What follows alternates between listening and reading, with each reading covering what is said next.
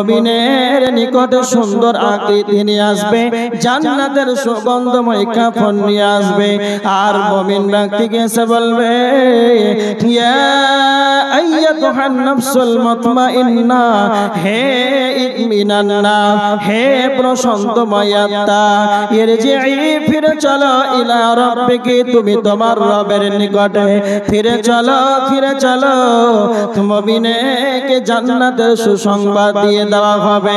মুমিনকে যখন জান্নাতের সুসংবাদ দিয়ে দেওয়া হবে, আর মুমিনের যখন আত্মাটি বের করবে, যেমন বোতলের ভিতরে পূর্ণাঙ্গ ফুল পরিমাণ যখন পানি থাকে, তো বোতলটা হালকা কাত করলেই যেমন তা পানিগুলো তা বেরিয়ে যায়, তো মুমিন যারা হবে, তো মুমিনের ইবানদারদের আত্মা তাড়াতাড়ি করে বেরিয়ে যাবে। আর ওই মালাকুল মউতের সঙ্গে আর অনন্য জন ফেরেশতারা আসবে, তারা তার সুগন্ধিময় আত্মাকে নিয়ে কাড়াকাড়ি করবে, আমি নিয়ে যাব, আমি নিয়ে যাব। এইভাবে যখন ওপরের দিকে নিয়ে যাওয়া হবে, ওপরে যখন নিয়ে যাওয়া হবে, তার নাম ধরে ডাকা হবে, এই পবিত্র আত্মা কার? না তো আপনাদের গ্রামে ইমানদারকে যেই নামে সব চাইতে ভালো নামে যাকে ডাকতো, আসমানের উপরে তার ভালো নাম ধরে তাকে ডাকা হবে, আসমানের উপরে তার আব্বার নাম ধরে তাকে ডাকা হবে। খুব ভালো করে শুনে যান, যখন ইমানদারের আত্মাটি যখন আসমানের উপরে যখন নিয়ে যাওয়া হবে, আসমানের গেট খুলতে বলা হবে, আসমানের দরজা খুলে দাও, তখন মুমিনের জন্য আসমানের দরজা খুলে দেওয়া হবে, কিন্তু বেঈমানের জন্য আসমানের দরজা খোলা হবে না। এবার দেখেন, বেঈমানের নিকটে যখন মালাকুল মউত আসবে, ভয়ঙ্কর আকৃতি নিয়ে, ভয়ঙ্কর আকৃতি নিয়ে মালাকুল মউত চলে আসবে, বেঈমানের কাছে চলে আসবে, আর বলা হবে, ও খবিশাত্তা, বেরিয়ে এসো। এই বেঈমানের আত্মাটি তখন ভয়ে ভীতু হয়ে যাবে, মালাকুল মউতকে দেখে সে আতঙ্ক হয়ে যাবে, ভয় হয়েছে, সে নিজেকে সে ভয় ভীতু হয়ে যাবে, সে বের হবে না, পালাপালি করবে তার আত্মাটি। কিন্তু মালাকুল মউত এমন একজন ফেরেশতা, আল্লাহর হুকুম লাগে না, আল্লাহর অর্ডার লাগে, আল্লাহর হুকুম লাগে, মানুষের হুকুম লাগে না। যখনই মালাকুল মউত কারো বাড়িতে আসবে, কারো পরামর্শ লাগে না, কারো অর্ডার লাগে না, স্বয়ং আল্লাহর হুকুম সে নিয়োজিত রয়েছে। যখন আল্লাহর আদেশ হয়ে যাবে, মালাকুল মউত সঙ্গে সঙ্গে তার কাজ আরম্ভ করে দেবে। এবার দেখেন, মালাকুল মউত যখন বেঈমানের নিকটে যখন চলে আসবে, বেঈমানকে এসে তখন মালাকুল মউত তার আত্মাটিকে টেনে টেনে বের করবে, কিন্তু তা ছেড়ে দেবে না। মালাকুল মউত আসিবে, ফাঁসি তোমার বসিবে, কাম কাবজ করিবে, ছেড়ে দেবে না, আর কোনো দিন ফিরে আসবে না। ঘুমায় যাইবে তুমি চির জন্মের মতো, আর কোনো দিন ফিরে আসবে না। বন্ধু বান্ধব আসিবে, ফাঁসি তোমার বসিবে, এক নজর দেখিবে, ফিরে চলে যাবে, সঙ্গে যাবে না, আর তো কোনো দিন ফিরে আসবে না। যেদিন তুমি মরিবে, বুঝিতে পারিবে, কবরের কি জাল, বলিবে ছেড়ে দাও, গো ছেড়ে দেবে না, আর কোনো দিন ফিরে আসবে না। মালাকুল মউত এমন একজন ফেরেশতা, তার আত্মাটিকে টেনে টেনে বের করবে, কিন্তু তা ছেড়ে দেবে না। মালাকুল মাউত তার আত্মাটিকে নিয়ে দুনিয়ার সব চাইতে পচা দুর্গন্ধময় যুক্ত যেগুলো ক্যাচেরা খানাতে চোয়ার ছালা পড়ে থাকে, এই বেঈমানের আত্মাটিকে সেই দুর্গন্ধ মুক্ত যুক্ত কাপড়ে তার আত্মাটিকে নিয়ে যাওয়া হবে। যখন ওপরের দিকে নিয়ে যাওয়া হবে দুর্গন্ধময় যুক্ত আত্মা আসমানের যখন নিয়ে যাওয়া হবে বলা হবে দরজা খোলো। আল্লাহ বলেছেন না না, বেঈমানের জন্য আসমানের দরজা খোলা হবে না। আল্লাহ সুবহানাহু ওয়া তাআলা বলেছেন সূরা আরাফের 40 নম্বর আয়াত, ইন্নাল্লাযীনা কাযযাবু বিআয়াতিনা ওয়াসতাকবারু আনহা লা তুফাত্তাহু লাহুম আবওয়াবুস সামা, নিশ্চয়ই যারা আমার আয়াতকে মিথ্যা মনে করেছে, ওয়াসতাকবারু আনহা অহংকার করে বুক থেকে ফিরিয়ে নিয়েছে, লা তুফাত্তাহু লাহুম আবওয়াবুস সামা, তাদের জন্য আসমানের দরজা খোলা হবে না, তাদের জন্য আসমানের দরজা খোলা হবে না। আমি ঘটনাটি কেন বললাম? বেঈমানদের জন্য আসমানের দরজা খোলা হবে না, কিন্তু মুমিনের কতটা ইজ্জত রয়েছে। এক নাম্বার জান্নাতের সুগন্ধিময় আনকাফন আনা হবে তার পবিত্র আত্মাটিকে নিয়ে যাওয়ার জন্য। দ্বিতীয়ত তাকে জান্নাতের সুসংবাদ দিয়ে দেওয়া হবে। তৃতীয়ত তার মুমিনের জন্য আসমানের দরজা খোলা হবে। 4 নাম্বার তার আত্মাটিকে সপ্তম আসমানের উপরে ইল্লিনে রাখা হবে।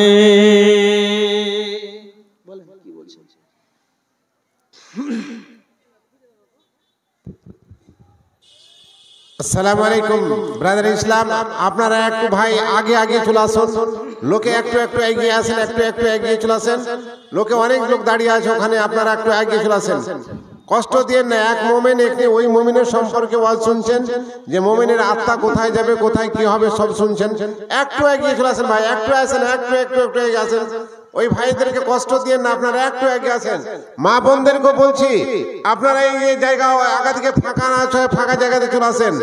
মা বোনদেরকে বলছি আগা দিকে ফাঁকা আছে, ফাঁকা চলে আসেন, একটু এগিয়ে আসেন। ওয়াজ শুনতে খুব আপনাদেরকে মজা লাগছে বা ভালো লেগেছে, ইনশাআল্লাহ আপনারা চলে আসেন, একটু এগিয়ে এগিয়ে আসেন।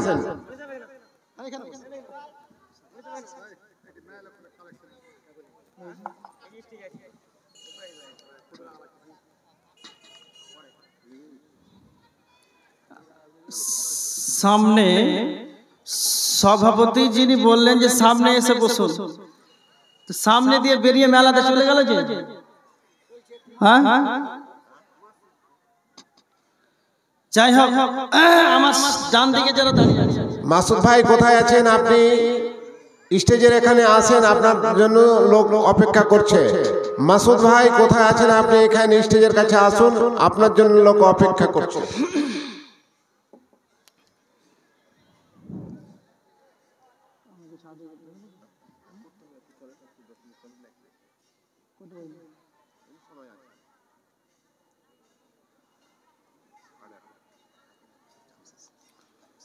এবার দেখেন, মুমিন সম্পর্কে আলোচনা করছিলাম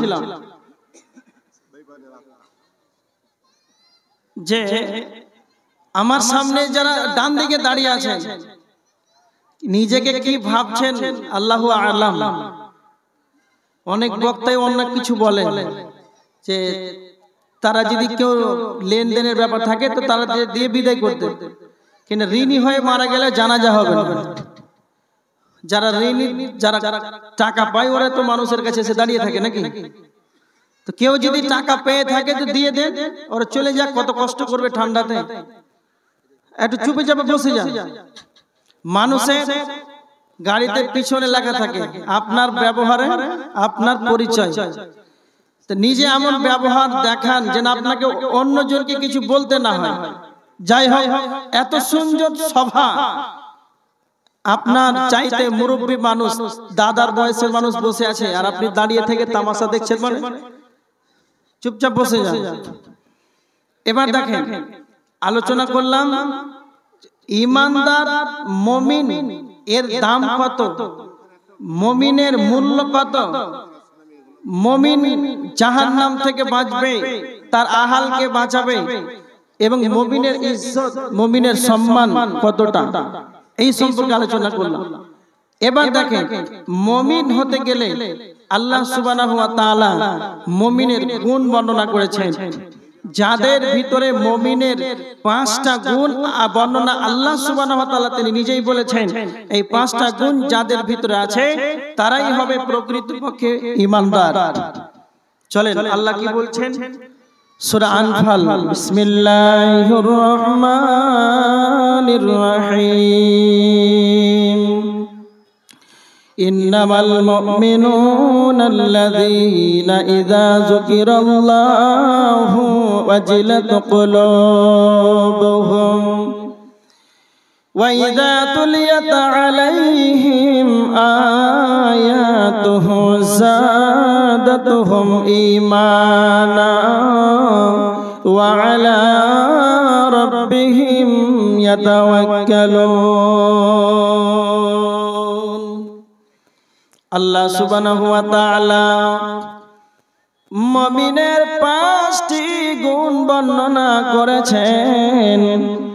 5টির ভিতরে 1 নাম্বার হলো ইন্নামাল মুমিনুনা আল্লাযীনা ইযা যুকিরাল্লাহ, যখনই আল্লাহর আলোচনা করা হবে তো মুমিন যে হবে ওয়াজিলাত কুলুবুহুম, তখন তার দিল যেন কম্পিত হবে, তার দিলটা কম্পিত হবে, তার দিলটা যেন গলে যাবে। এই আয়াতটা কেন নাযিল হলো? মসজিদে নববীতে মদিনার মুনাফিকরা নবীজির মতো ইমামের পিছনে সালাত আদায় করত, নবীজির মতো পবিত্র মুখ দিয়ে আল্লাহর আলোচনা শুনত, কিন্তু এই মুনাফিকরা পশ্চিম কালেও তাদের কোনোদিন হৃদয়টা নরম হয়নি, তাদের অন্তরটা যেন কম্পন হয়নি। এই জন্য আল্লাহ কোরআনের আয়াত অবতীর্ণ করলেন যে যারা ঈমানদার হবে রে তাদের দিল কম্পিত হবে। হযরত আবু বকর, হযরত উসমান, এদের দিলটা কেমন নরম ছিল। আল্লাহর নবী তার ডানে বামে পিছনে সামনে যেন তিনি হলেন নিষ্পাপ, তার কোনো কিছুই গুনাহ ছিল না, তারপরেও তার আল্লাহর ভয়ে তার দিলটা তার কত কম্পিত হতো। হযরত উমর, হযরত আবু বকর, হযরত উসমান রাদিয়াল্লাহু তাআলা আনহু, তার দিলটা কত নরম ছিল। যখন তিনি কবরটা দেখতেন তখন অঝর নয়নে চোখ দিয়ে যেন অঝর নয়নে যেন চোখে পানি ঝরে ঝরে যেন দাড়িটা যেন ভিজে যেত। হযরত উসমান কেমন সাহাবী ছিলেন যে কবরটা দেখলেই তার মনটা যেন অন্যরকম হয়ে যেত। আজ আমরা মুসলমান নিজে কবরস্থানে রেখে দিই, নিজে পবিত্র করে গোসল দিয়ে কবরে নিজে রেখে দিই, তবু একবার কবরকে বলে আমাদের ভয় হয় না। নবীজি যখন জাহান্নামের আলোচনা করে সাহাবীরা জিজ্ঞাসা করতেন, ও উসমান, যখন নবীজি জাহান্নামের আলোচনা করেন তখন তো আপনি এতটা হতভম্ব হয় না, আপনি তো এতটা অঝর নয়নে চোখ দিয়ে পানি বের করতেন না। উসমান, আপনি বলেন কেন কবর দেখলে আপনার অন্তরটা যেন গলে যায়, আপনি কেন অতটা অঝর নয়নে চোখের পানি ফেলেন? হযরত উসমান বলেছিলেন, ও আমার সাহাবীরা, ও আমার রাসূলের সাহাবীরা, ও আমার বন্ধুরা, তোমরা শুনে রেখে দাও, আল্লাহর নবী বলেছেন ইন্নাল কবর আউয়ালু মানাসিরিল আখিরাহ, পরকালে ও আখিরাতে সর্বপ্রথম যেটা মঞ্জিল হলো কবর। কেউ যদি কবরে বেঁচে যায় তাহলে সে সমস্ত জায়গাতে বেঁচে যাবে, কেউ যদি কবরে ধরা খেয়ে যায় তাহলে সব জায়গাতে যেন ধরা খেয়ে যাবে। এবার দেখেন হযরত উসমান কবর দেখলেই তাকাতেন। আল্লাহর নবী কতটা আল্লাহকে ভয় করতেন, তিনি তাহাজ্জুদের বেশি লম্বা লম্বা করে তিনি সালাত আদায় করতেন, সূরাগুলোকে বেশি লম্বা লম্বা তিলাওয়াত করতেন, যেন তার নবীজির কদম মোবারক যেন তার পা মোবারক যেন ফুলে যেত। নবীজি যতক্ষণ সালাতের মাধ্যমে দাঁড়িয়ে থাকতেন কাঁদতেন তো নবীজির পা ফুলে যেত। সাহাবীরা বলতেন আল্লাহর নবী আপনার ডানে বামে সামনে পিছনে কোনো গুনাহ নাই, তবে কেন আপনি এতটা আল্লাহর ইবাদত করেন? নবীজি বলেছিলেন আমি কি আল্লাহর শুকরিয়া আদায় করব না? তার মানে তারা নিষ্পাপ হওয়ার পরেও তারা কেমন ভাবে তিনারা আল্লাহর ভয়ে কাঁদতেন।